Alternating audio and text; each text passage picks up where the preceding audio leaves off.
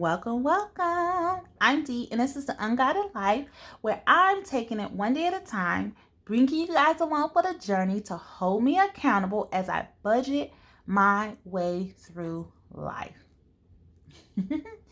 And how this look for me is I love to tell my money what to do, so I do monthly budgets. So I pre-plan what I'm expected to receive and what I need to do with it. Then I do income breakdowns. So when I actually receive the money, you definitely need to tell it what to do. So it's in action, it's in real time. And then week to week, I do check-ins because I like to stay on top of my finances, and I don't want it to go so many days without me actually knowing what's going in and out of my accounts. If that's something that you're interested in, definitely stay tuned and subscribe to my channel so you can be one of my accountability partners. Okay, so let's go ahead and get into this. This is my weekly check-in number 2. I did state that I wasn't going to be able to do a full-on walkthrough of my budget because I was going to be away from home and I didn't take any of this with me because my objective was to take care of someone else. So with that being said, I had to catch up when I got back by just updating my worksheets and seeing what I've been doing thus far. This is my planner. This is the Gooseby Twin Planner. The pros, I love the layout. I love the quality of the paper. The con is I do not like the detachable cover. It's just flimsy to me, and I honestly have just taken it off. So I haven't figured out if I'm going to continue with this going forward, or unless they don't have the detachable, or I'm just going to look into another planner. We will see. I am a planner that plans from January 1st to December 31st of each year. So I still have some time to find out what planner I'm going to use. Okay. So July's inspirational quote is "Nothing is impossible. The word itself says I'm possible." Audrey Hepburn. And I definitely needed that because I just came off of a tumultuous month of overspending due to emotions. So I needed to rein in a little bit. So we needed that. So I'm going to put this to the side here. I do budget bind. Budget bind. I am a budget binder. I am a binder budgeter. Oh, binder budgeter. And I create my sheets and or purchase sheets or worksheets that fit my budget. Okay. So one thing I've taken, I've been watching Rochelle Addison Budgets here on YouTube, seeing that she had did this high-level overview where she just placed things in categories versus was detailed on camera. And that's something I'm going to do going forward. So thanks for that inspiration, because I just feel like when I get too detailed about items, it becomes a long video, and we don't want that. In essence, I don't want that. Editing is a beast. And as I transition to having a little bit more time for myself, I just don't want to dedicate all of it to editing. I want to get out there and enjoy life because the world's open back up, and I've been taking advantage of it by being outside. So this is what you're going to see going forward when I do my monthly budget overview. This is still in rotation. This is my monthly budget overview, but this is a detailed portion where I'm talking about my financial goals. It still does the breakdown on the income that I'm receiving, the expenses for the month, as well as how I am going to allocate the discretionary income. Now, my monthly budget for July financial goals was to stay focused. I knew that I didn't plan for the time away from home to help my loved one. So I had to be like, girl, you better not overspend. Don't keep swiping that card. Don't keep swiping that card. Do anybody else talk themselves off the ledge? Do anybody else? That's me. And that's what I had to do because I already knew what happened from June.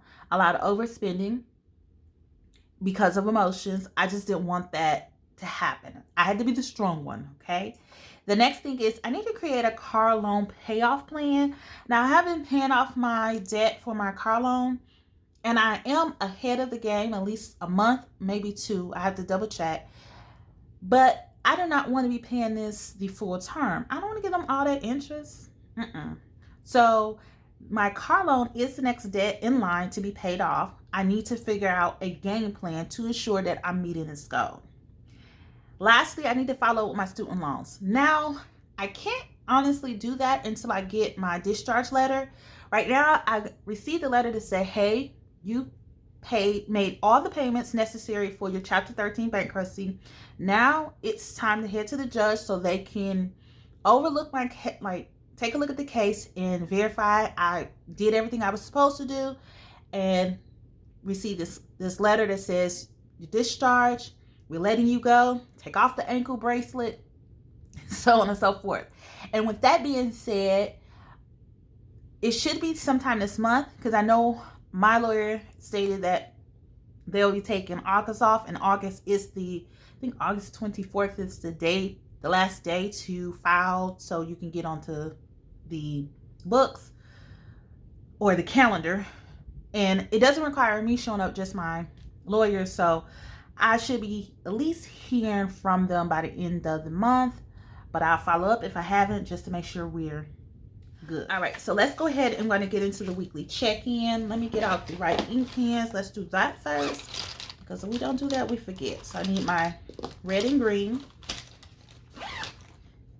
And here's my calculator. So let's first talk about week 1. Now, my monthly budget goes from July 1st to July 28th. The first week was July 1st through 7th. A good portion of this week I wasn't at home. So this is the part where I went back and just did all of the behind the scenes and double check my numbers. So for the bills / credit card category, which is simply the bills that I'm expected to clear my checking account and the ones to clear the expenses to clear my credit card, I budgeted $1,417.55. The actual was $1,333.92. That left the remaining balance of $83.63. I didn't fund money because I didn't expect to have any fun while I was taking care of someone. Gas, I did budget $75, but prior to me actually allocating this money through my income breakdown, I actually used a portion to fill up my tank because it was one of those sleepless nights. I clicked on YouTube and the first video was talking about news about a shortage of fuel truck drivers, and that led me to get up the next morning and to go fill up. So that's what happened. So when I actually did the breakdown, I think it was like $30.09, I went ahead and sent that right back to the area I took it from. Within a week, I did fill up my tank of $32.83, and that was simply to ensure, in case I had to run errands, that I wasn't using the individual's car as much if it was errands for myself. That left me with the remaining of $12.08. Groceries, I budgeted $100 because I really didn't see myself growing grocery shopping, nor did I see myself as having a budget for restaurants. And the reason is because I knew that I was going to be using my credit card while I was away, and then because it was easier to keep up with the transactions rather than bouncing around different accounts. So, but I did allocate at least $100. The first week I spent $54.45, and that left me with $45.55.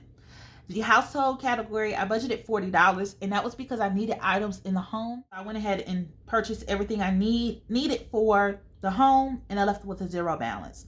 Personal, again, this is another category I just funded, but it wasn't nothing in particular that I was trying to fund. I just needed to have some money there to do a couple things for myself.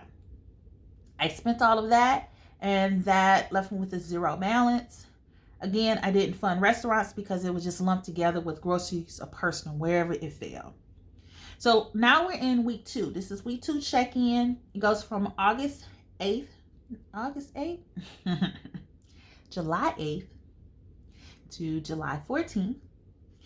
And today is the 14th, so that's why we're doing this. Now, usually I do check-ins on Thursdays, but I've changed it because my pay date has changed. So I need to move up everything to align with that, because I like to make sure prior to money's being deposited in my account that I have a clear picture of what's there and where it needs to go prior to.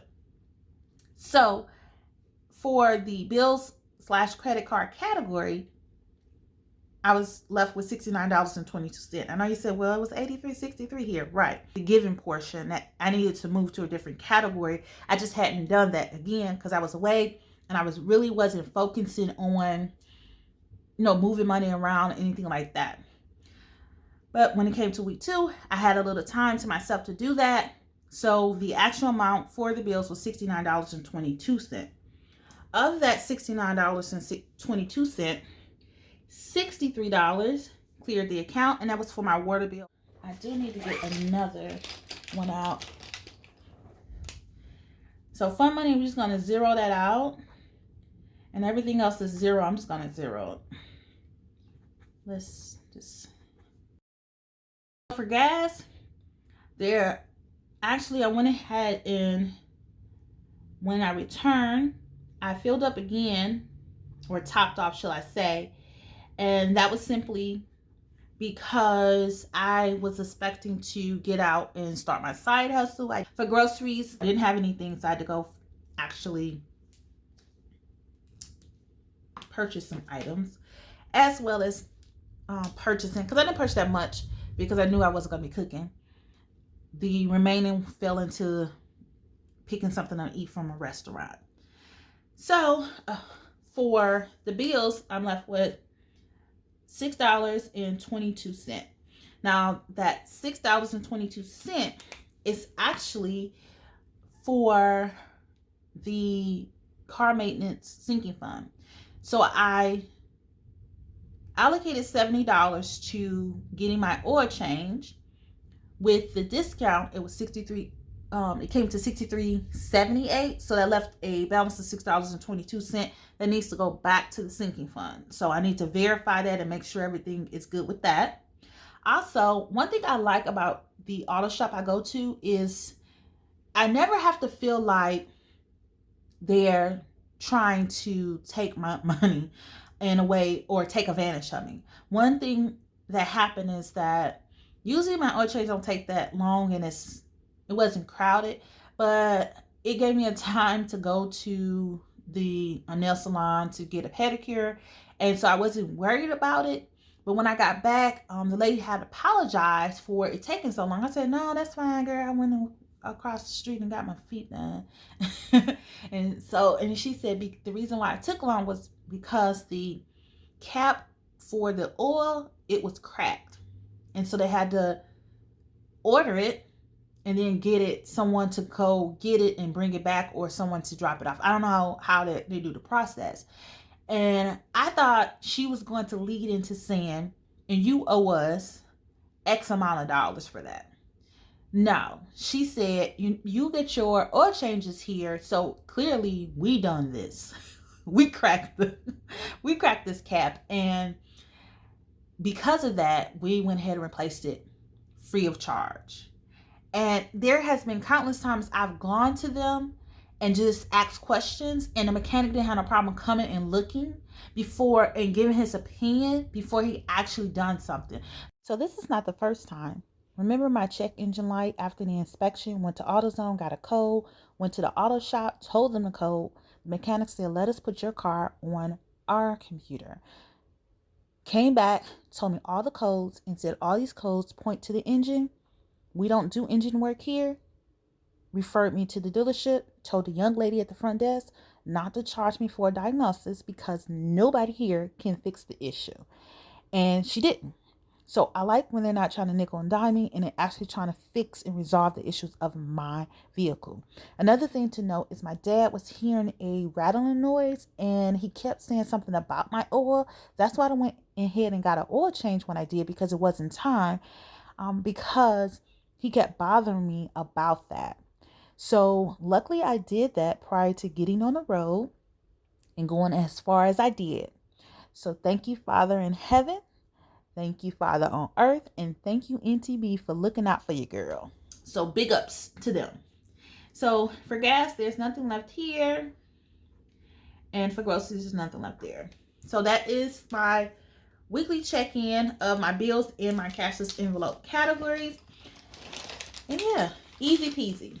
Easy peasy. Didn't even need my calculator. Look at that.